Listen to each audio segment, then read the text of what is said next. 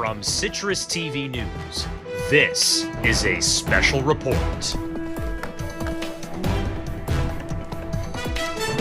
Well, the ABC News presidential debate between former President Donald Trump and Vice President Kamala Harris wrapped up moments ago, and we have basically our entire newsroom here to break it all down. Good evening, and welcome to this CitrusTV special report. I'm Luke Radel. And I'm Jake Morel. It's the first time that these two candidates have ever met before, and it happened in front of millions of people across the country and around the world. It was a fiery debate between the two candidates. Let's start by taking a look at some of the biggest moments.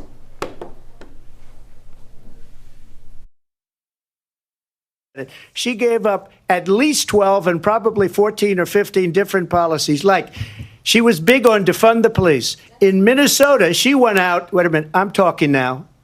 If you don't mind, please. Does that sound familiar? She went out. And I'm going to actually do something really unusual, and I'm going to invite you to attend one of Donald Trump's rallies, because it's a really interesting thing to watch.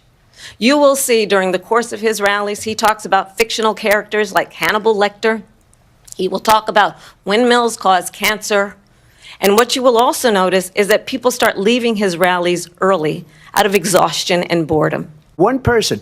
They didn't fire anybody having to do with Afghanistan and the Taliban and the 13 people who's were just killed, viciously and violently killed. And I got to know the parents and the family.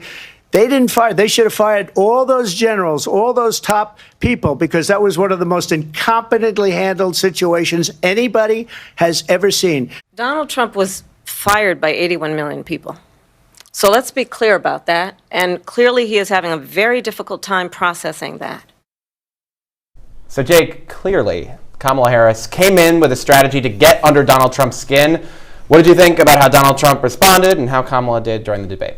Yeah, I think that strategy worked out. I think it was really, really interesting watching this debate kind of come to fruition, right? We saw arguments about the rules all the way up until last week. We saw a big argument about muted mics. The Harris campaign saying that as a former prosecutor, it would disadvantage her to mute the mics because they wanted her to be able to interject. They wanted her to be able to clap back right away to anything that Trump said. The Trump campaign wanted the muted mics because they didn't want him to get sort of off the rails, as he sometimes does at rallies, as he sometimes has at debates before. And interestingly enough, I think that's really worked for him at debates before. I don't think that was the case tonight. I thought Vice President Harris did a very good job of getting under his skin in sort of a more sly way of doing it, right? She talked about her policies, she talked about his policies that she said failed, and then she would drop in a couple personal attacks on him, many of which were true statements, but which were personal attacks on Trump. So I thought that was pretty interesting, and I thought it worked. I thought Trump went after her a little bit too much, and I thought he went off the rails a little bit on multiple questions there.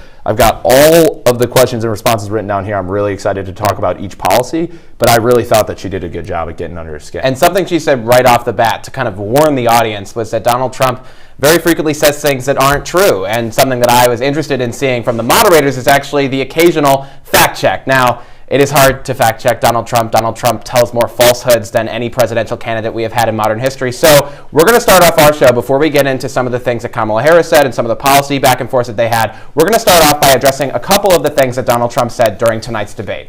The very first thing that Donald Trump said during tonight's debate that was not true was that inflation is higher than it has ever been in the history of our country. That's not true. And we're going to begin by talking about the economy with our analysts, Ben Bassick and Michael Lamort. Ben, Michael, good evening.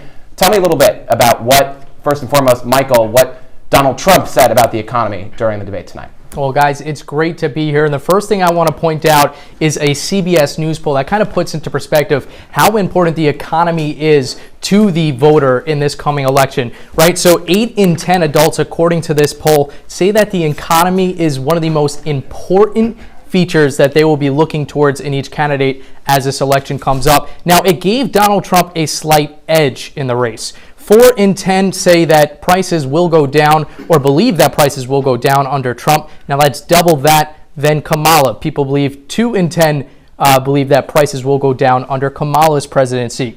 Now we were expected to hear a lot about inflation during this debate, but instead we heard a ton more about tariffs. Donald Trump came out very strong on talking about placing an extra 10 to 60% tariff on imported goods from China. Now, we've seen Trump do this in his previous administration, right? In that trade war between China, They went tit for tat in who was going to place tariffs on who, and ultimately that led to higher prices for Americans, and it slowed down the economic growth for our country. Now, Kamala still believes that Donald Trump's tariff plan is negative for the country, despite the Biden-Harris administration still keeping some of those tariffs in place today. She even called it a national sales tax. This is what Trump had to say.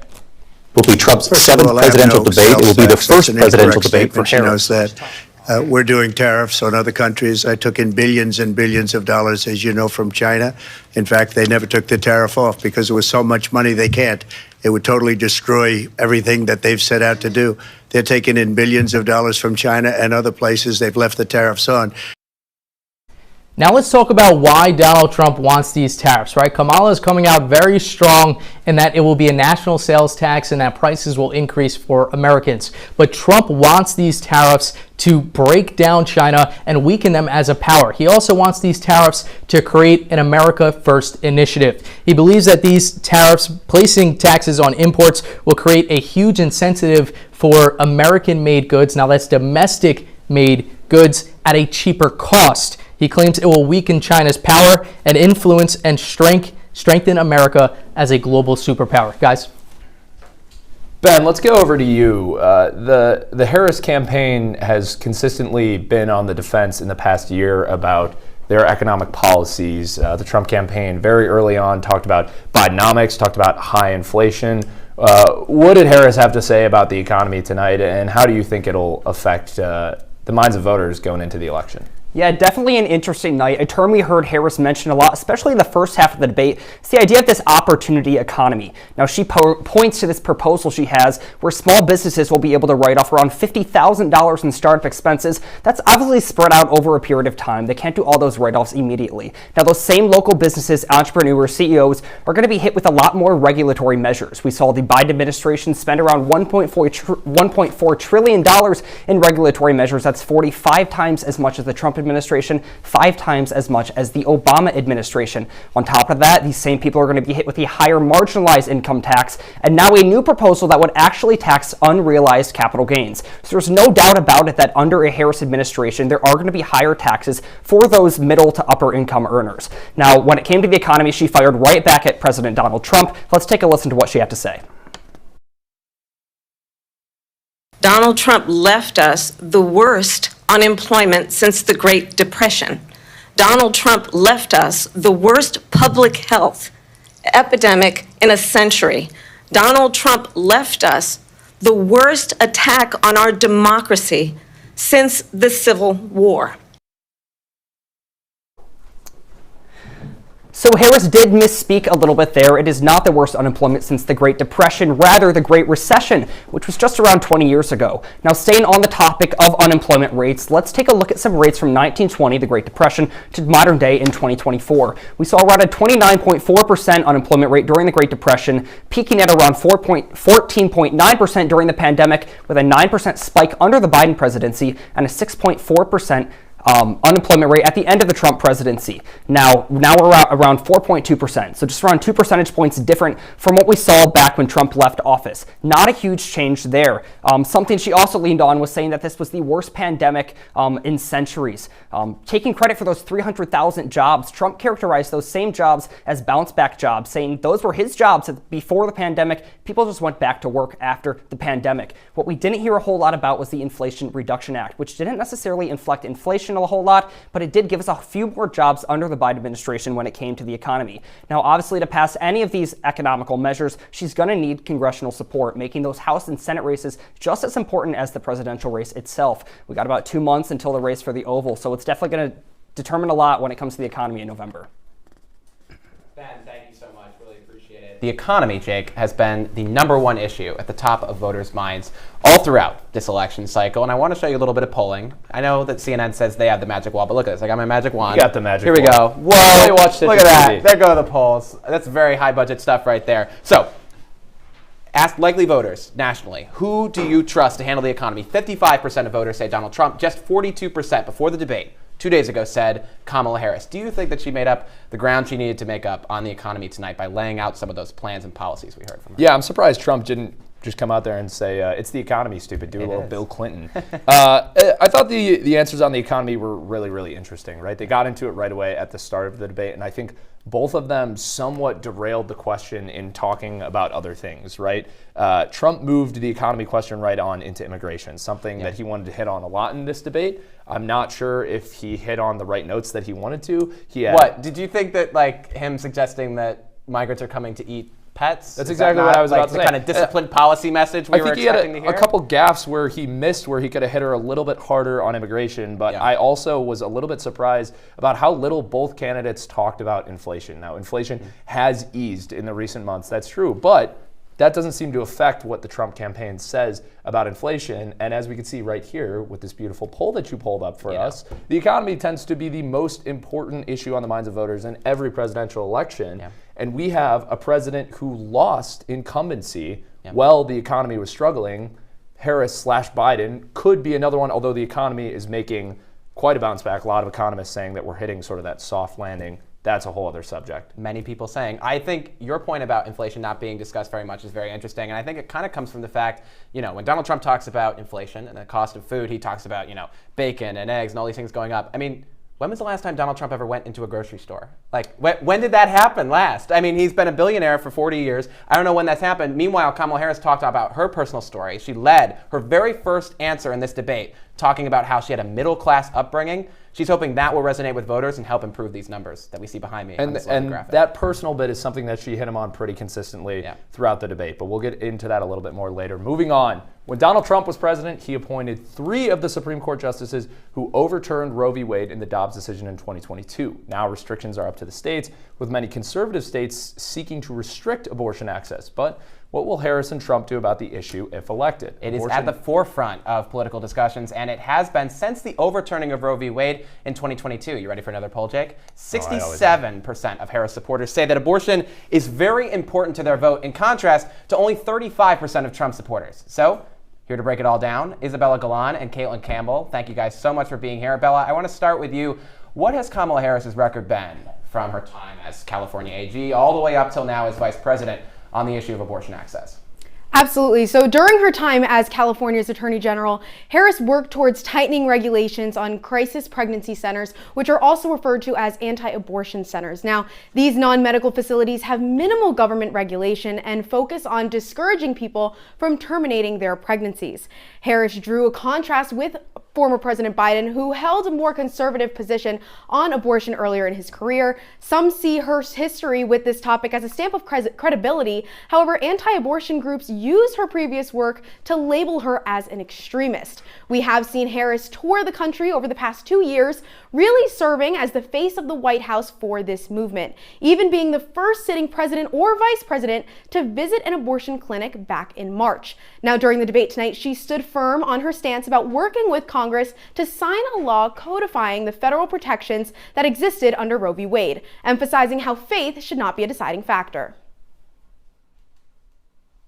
One does not have to abandon their faith or deeply held beliefs to agree. The government, and Donald Trump certainly, should not be telling a woman what to do with her body. Pregnant women who want to carry a pregnancy to term, suffering from a miscarriage, being denied care in an emergency room because the healthcare providers are afraid they might go to jail, and she's bleeding out in a car in the parking lot.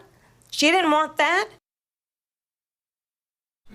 Earlier, when I mentioned former President Biden, I meant to say former presidential candidate Biden. However, now we're talking about current presidential candidate Kamala Harris. Kamala Harris consistently called out the former president for not answering whether he would veto the bill in tonight's debate. However, this did not sway her from talking or taking her allotted time to speak directly to the American people. She said that she will fight for the protection of women's reproductive rights and how the government should have no say in what people choose to do with their own bodies. Caitlin, I want to bring you in here. A couple interesting things that Trump said about the abortion debate in this debate. I think one thing that stood out to me was he said it took, quote, courage to appoint the justices who would overturn it. He sort of bragged about appointing those justices when a lot of political strategists would say that he should stay away from talking about his role in the Dobbs decision. What did you see from Trump on abortion tonight? Hey, Jake and Luke. Yeah, over the years, former President Donald Trump's stance on abortion has evolved, making headlines and stirring debate. Now, if we take a look at how his position has changed over time, in October 1999, Trump appeared on NBC's Meet the Press, and he stated he was pro-choice, though conflicted. He said, quote, "Look, I'm very pro-choice. I hate the concept of abortion. I hate it. I hate everything it stands for. I cringe when I listen to debating about the subject, but I just believe in choice," end quote. By February 2011, Trump publicly changed his stance, identifying as pro-life. In an interview, he explained that seeing his friends struggle with abortion had influenced his view. He explained that seeing children made him have this 360 on his views. Now, if we fast forward to during the 2016 presidential campaign, Trump found himself navigating controversy. He expressed his support for Planned Parenthood non-abortion services, praising the work they did for cancer and other resources, but did not agree with abortion. He then continued to state that the people performing the abortions should be held accountable and charged. At the start of his presidency, Trump pledged to overturn Roe v. Wade and installed conservative judges on the Supreme Court to do so. Flash forward to June 2022, Trump called it a victory and emphasized the power should be in the state's hands when Roe v. Wade was overturned. And just in August, Trump criticized Florida's 6-week abortion ban by DeSantis. He called it too harsh, while simultaneously Trump continues to promote and to support the overturn of Roe v. Wade. Well, looking at tonight, Trump emphasizes that he thinks the power should be in the state's hands. When asked his thoughts on a national abortion ban, he denies it, but also turns it to compare it to state loans. Let's take a look. We don't have to discuss it because she'd never be able to get it, just like she couldn't get student loans. They couldn't get student loans. They didn't even come close to getting student loans. They taunted young people and a lot of other people that had loans. They can never get this approved. So it doesn't matter what she says about going to Congress. Well, wonderful. Let's go to Congress, do it. But the fact is that for years, they wanted to get it out of Congress and out of the federal government. And we did something that everybody said couldn't be done. And now you have a vote of the people on abortion. So Jay, going back, yes, he continues to celebrate the Roe v. Wade overturnment, and his biggest point against Harris is that the loose regulations on abortion could lead to late-term termination. But ultimately, Trump currently believes the power is within the states. The lack of a clear-cut answer leaves kind of a bit of an unknown formation of Trump's views up to this point. Caitlin, Bella, thank you guys. Luke. Yep. I thought what was really interesting on abortion in this debate was a lot of the messaging. That's kind of what I picked up from it. Obviously, this has been a pretty contentious issue for 2 years. We knew it was going to affect this election going in. What did you see tonight from the candidates? Yeah, you heard a lot of personal stories, particularly from Kamala Harris's end of the spectrum. Meanwhile, Donald Trump kind of pivoted away from the issue, pivoted to things like IVF, which he has said that he strongly supports those procedures. He also has tried to make this line that he supports abortion being left up to the states, but there are some conservative states, like his home state of Florida, that has banned abortion after 6 weeks into the pregnancy, which polls suggest is not a popular position among the American people. Polls suggest that most people believe it should be around the 15-week mark. Kamala Harris has promised to codify Roe v. Wade, which kept things around the 22 to 24-week mark. But at the end of the day, I think Kamala Harris has kind of stayed away from getting in the weeds on the positions surrounding weeks, although she did tonight, when asked by Trump, say that she did not support abortion being unrestricted in the 7th, 8th, and 9th month, which, by the way, is very rare to begin with. But she stayed away from that and focused more on those personal stories, more on those anecdotes, and more on saying, talking about how this impacts freedom and women's control over their own bodies. We'll see if that resonates with voters in November. Yeah, absolutely. And I want to jump in on that too, because I think that messaging was really important for Harris tonight, because when we talk about the electoral context of this debate, I went into this thinking that this is basically their Super Bowl. This is their opportunity for the whole world to see their plans. There's less tackling, but right, less tackling, but for them to lay out exactly what their plans are and for them to appeal to voters. What I saw from Harris tonight, with a lot of the messaging on abortion, a lot of the personal stories, a lot of the attempting to connect on a personal level, I saw a strategy that I think is going to resonate well with women voters, and specifically with suburban women voters, which we know is the key demographic in the blue wall in Wisconsin, Michigan, and Pennsylvania, which is the key to winning this election. So I thought Harris did a good job of that. I'm not sure what the Trump campaign thought about his messaging tonight, but we'll see it be brought up a lot over the next couple months here. But moving on, Donald Trump has made immigration and the southern border a major focus of his campaign, and Vice President Harris worked to address migration from Central America as Biden's second in command. So, how much did they focus on that issue tonight? Quite a bit, Jake. Joining us now to discuss, Harrison Calder and Ronnie Perillo. Hey, guys. Harrison, I'm going to toss to you for the first question here. Kamala Harris and the border started off that segment by being asked by David Muir about how she was tasked with getting to the root causes of Central American migration, as well as record highs in illegal border crossings that we've seen during the Biden-Harris administration. He then asked why they waited until this past June to make asylum restrictions and lower those numbers. What happened tonight? What was her answer to that question? Yeah, just to start off, it's great to be here with you guys, and it's great to be talking with you, Ronnie, as well. So as we saw, Kamala Harris went straight to a border bill that we saw her talking about and what we saw with her. And as she was saying, she went right away to talk about supplying the border with 1,500 agents. This was something that she wanted to do. She really wanted to up the security to stem the flow of fentanyl coming in, all of these problems that really created a lot with helping the border and really making her case here. Bringing all that into the U.S. and even more resources to prosecute transnational criminal organizations for trafficking, guns, drugs, and even humans in that case. And this is where Harris decided to shift her focus from the question to former President Trump. She noted that he not only had the Republicans in the Senate go against the bill just because he told them to, and it would have been a compromise otherwise, but also showed that he's not the leader that America needs. Take a listen. And understand, this comes at a time where the people of our country actually need a leader who engages in solutions, who actually addresses the problems at hand. But what we have in the former president is someone who would prefer to run on a problem instead of fixing a problem. Harris ran with that a lot and quickly followed that statement by saying people should attend a Trump rally, as we heard earlier in the show, and he's only in support of himself. The final point made by Vice President Harris, along with this question, was to exemplify how many Republicans have all decided to support Harris as opposed to Trump, using George Bush, Mitt Romney, and both Dick and Liz Cheney as examples. The plan that Muir also brought up, the asylum restrictions, has brought down border encounters 29% from the previous month when it was first put in order. That was all part of the plays into how large of an issue immigration has become for this election, especially in a battleground state such as Arizona that'll play a big role this election. The candidates are within a point of each other according to 538. A state right on the southern border, and an issue such as immigration could make or break who wins some key delegates in a race to 270.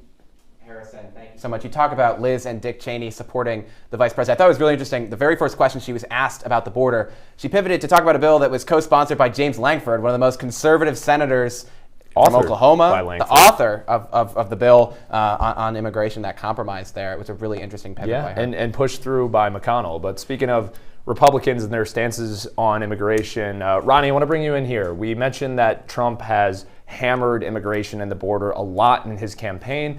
He's gone really into the weeds with it even tonight, making some false claims about immigrants and eating cats, something that a lot of people would call racist and fear-mongering. Ronnie, what'd you see from Trump tonight on immigration? Yeah, Jake, so not really much change tonight in terms of Trump's tone and his vision for the southern border. This is his bread and butter of his campaign, this really an inflation. But he brought it up every chance he got. He even worked it into the abortion debate. He hammered Harris on the migrant surge that has come across the border since she and President Biden took office in January of 2021. Let's take a look at those numbers now. They're right here on your screen. Since January of 2021, over 11 million migrants have crossed the southern border. That's the figure that Trump cited all night. He said, though, he believed those numbers were closer to 20 million. What he didn't bring up is the cost of the migrant crisis on the American taxpayer. Over $150 billion was spent on the crisis in fiscal year 2023. And here in New York State alone, largely because of New York City, taxpayers have spent over $1 billion to date.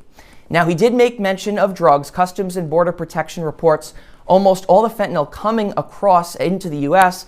came over the southern border. Now, that's been smuggled by both Americans coming back into the country and illegal border crossers as well. And tonight, Trump's strongest words, this was very interesting. They weren't for Kamala Harris, now the person he's running against, but for her boss. Take a listen.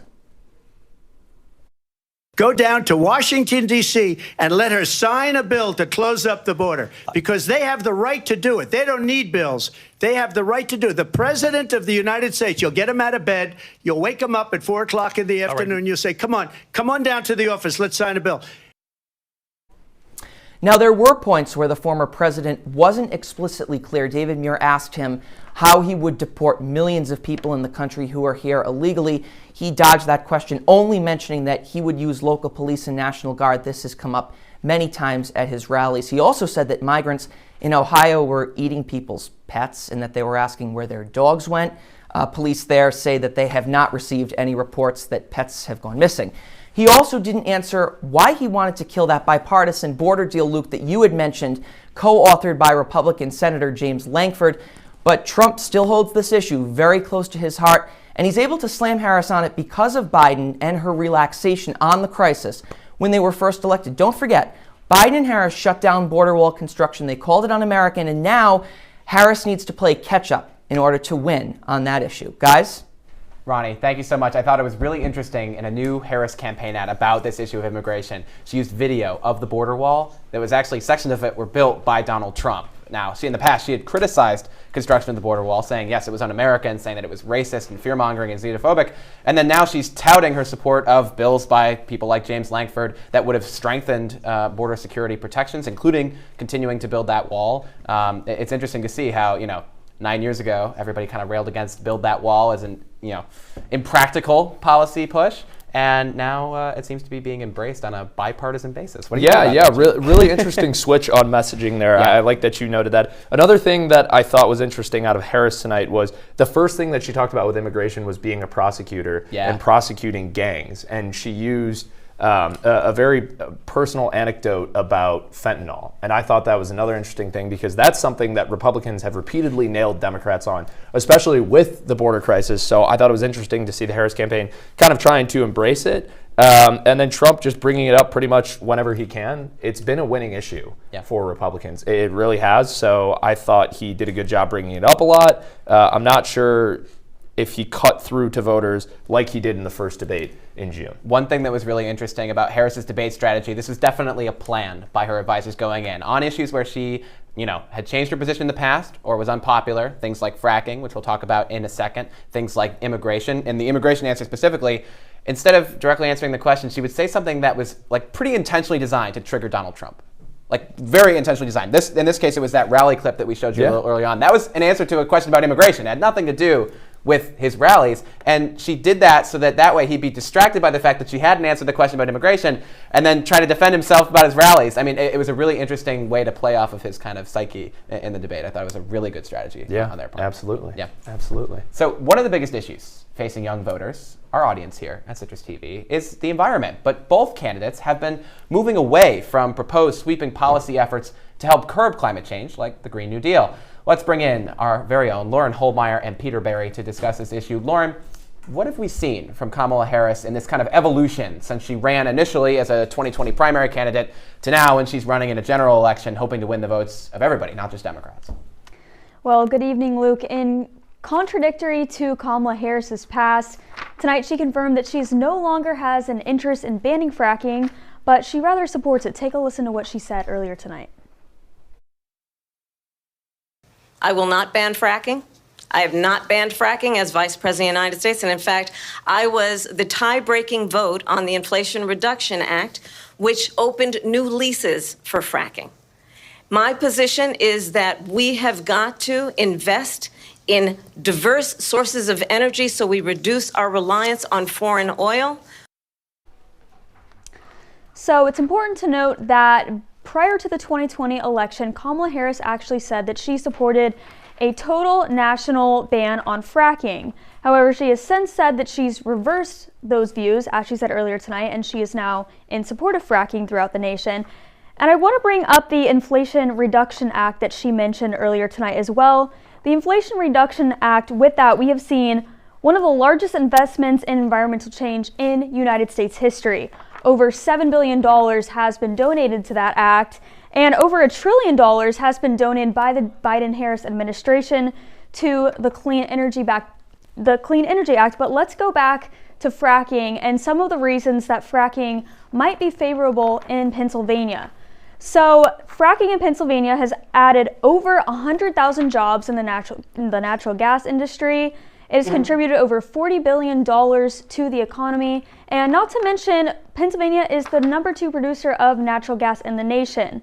However, this is all so to say that only 31% of Pennsylvanians say that they support fracking. Now, this is important to note because obviously Pennsylvania is a big swing state in this year's election. It's likely that whoever wins Pennsylvania is going to be the overall winner of the election, and this might appeal to Kamala Harris in particular because she's especially looking to gain the attention of those young voters. Now, a lot of young voters say that climate change is one of the issues that's high up there on the ballot for them, and it's important to note that 70% of young voters in Pennsylvania do support Kamala Harris. I'll throw it back to you guys for now. Yeah, Lauren, thanks so much. She changed her position on banning fracking. She also changed her position on an issue that's very important to me, which is banning plastic straws. If you've ever used a paper straw, rather, you would not be in favor of banning plastic straws. Getting really passionate tonight. Very political on our debate special. But yeah, Lauren, I thought that was interesting because she embraced the flip immediately and said, "Hey, look, I was the tie-breaking vote on the IRA, which supported fracking." And Mira basically said, "Hey, you flipped on this thing," and she said, "Yeah, I flipped on it." Peter, I want to move to you. Trump talked about fracking a lot. Lauren mentioned Pennsylvania, obviously the key to winning this election. Fracking is a big issue there. What did you see from Trump tonight? Hey, Luke and Jake, it's great to be on tonight. So, former President Donald Trump wanted to hammer home some key points tonight. He wanted to make the U.S. an independently energy successful, and he also wanted to stop import from foreign energy. He didn't go back to the rallying cry of Republicans, quote, drill baby drill, or calling the Green New Deal a Green New scam.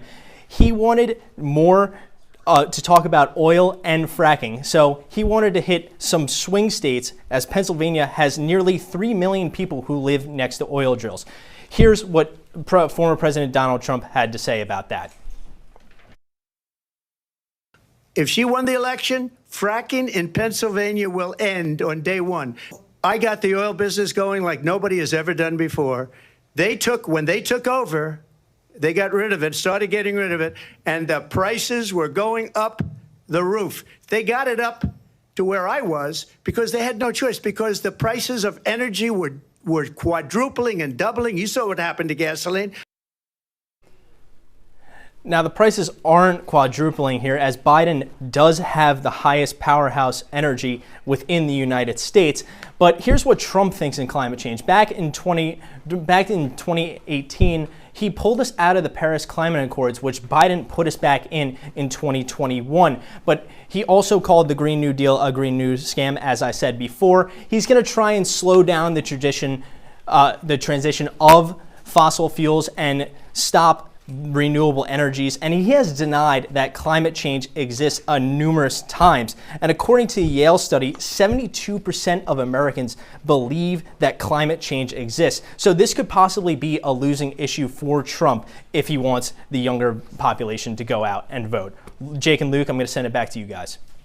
Peter, thank you so much. I think one of the reasons, briefly, why fracking is going to be so important, because it's in Pennsylvania, and Pennsylvania's 20 electoral votes, it's a massive swing state, the biggest of all the swing states in terms of electoral vote math. Yeah, it is absolutely key, and we'll have to see how that plays out. Let's turn to Alana Epstein and Alex Burstein. Now, a lot of discussion about foreign policy in this debate. Trump saying that Vice President Harris hates Israel, him also saying that she hates what he calls the Arab world, Harris hitting him back about him liking dictators, a lot going on. Alana, what'd you see?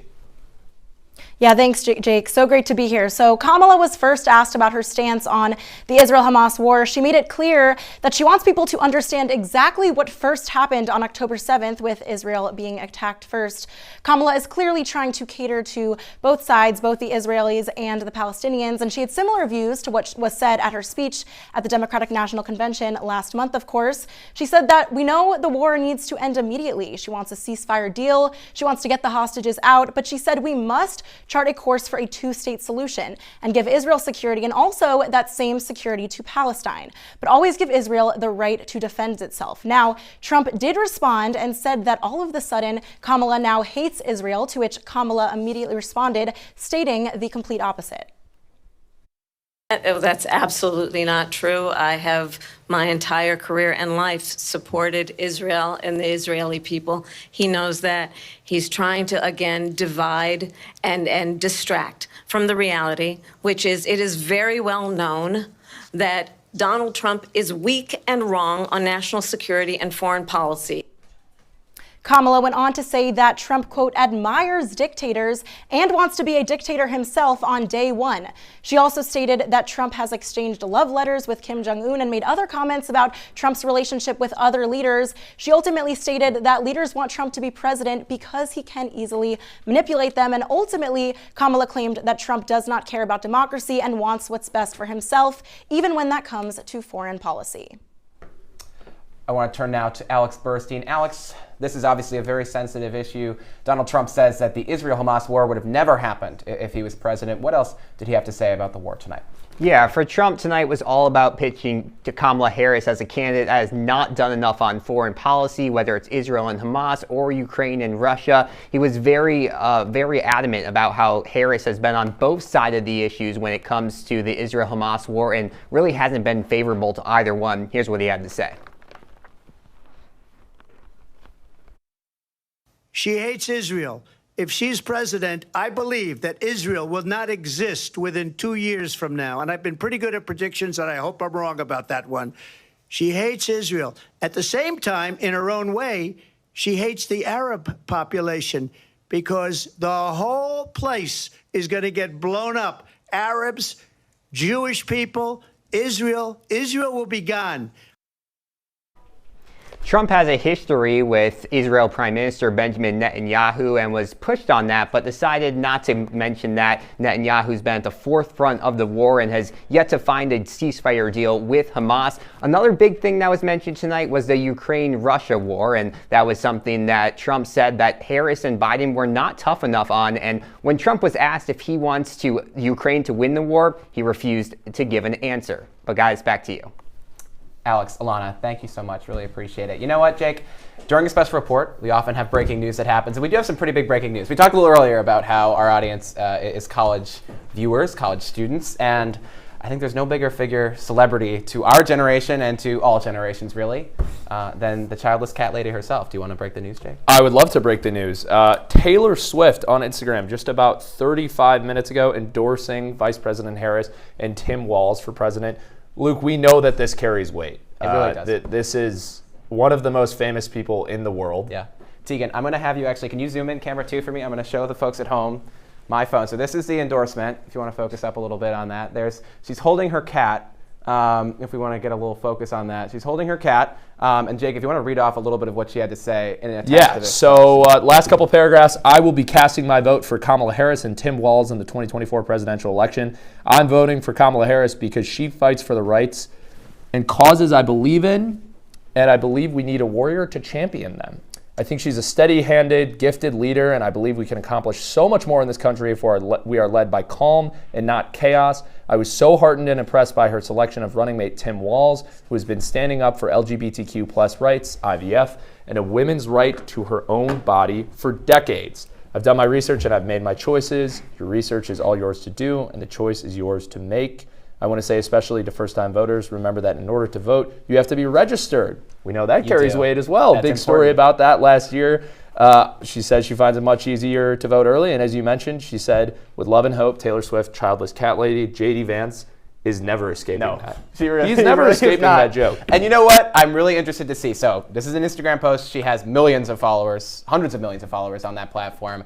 But does she do an in-person campaign event? That's a lot of followers. Does she do an in-person campaign event with Kamala Harris by the end of this election cycle? We're going to have to be watching that. We'll be on Talking Maybe Points. more cookies. I feel like there might be more cookies. She had some Biden-Harris cookies in 2020. All right. Let's pivot back to policy, shall we? I'm sorry. We got to pivett back to policy. Our Maura Vaughn and Sigourney Bell have taken a look into the future, kind of, right, guys? At least at what a Harris or Trump presidency could look like if they win in November. So I want to start with you, Maura. What did we learn tonight about what the next 4 years could look like under Donald Trump? Yeah, Luke. Now, depending on who wins, this might not just be a change in power, but a change in the way the government and republic is run altogether. The Associated Press found that 62% of adults say democracy in the U.S. could be at risk, depending on who wins next fall. Now, all eyes are on the proposed Project 2025, a 900-page document laying out the plan for the most conservative executive branch and government in U.S. history. Here's what Trump had to say tonight about his role in the proposal. As you know, and as she knows better than anyone, I have nothing to do with Project 2025. That's out there. I haven't read it. I don't want to read it purposely. I'm not going to read it. This was a group of people that got together. They came up with some ideas, I guess some good, some bad, but it makes no difference. I have nothing to do. Now, Trump just stated that he has not read Project 2025, but if you look at your screens and the authors behind the proposal, you may see some familiar names. Over 140 of Trump's previous administrators contributed to this document, which would supposedly remove the Department of Education, have a mass deportation plan, a nationwide abortion ban, severely limit voting access, which could allow the executive branch to interfere with elections, and slashing federal agencies. Now, regardless of whether he supports all of the policies in Project 2025, Trump could expand his power in the presidency if reelected thanks to the Supreme Court.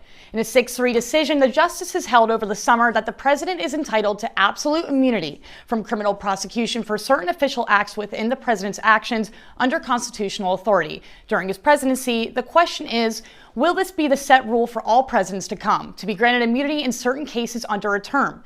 Trump's also been convicted of 34 felonies back in April for falsifying business records. His sentencing is set to take place just weeks after the election in November. The future of the scope of power the executive branch will have over legislative branch and checks and balances in the government is dependent on the next 56 days. Guys? Sigourney, let's bring you in here. A big question on a lot of voters' minds before this debate was defining Kamala Harris. Trump mentioned she did not win a primary. She was sort of thrusted into the role after President Biden dropped out. But tonight, she ended with a message talking about how we need somebody who cares as the president. Tell us a little bit about her vision for the next 4 years if elected. Yes, Jake, as you mentioned, tonight was a night for Kamala Harris to finally make herself and her policies known to the American people. She explained she is not Biden or Trump, she is her own candidate. And tonight she tears down what she believes to be Trump's rhetoric of hate. As Kamala has said at the Democratic National Convention, and then once again tonight in the debate, she wants to fight for the American people and be a president of strong morals and empowerment.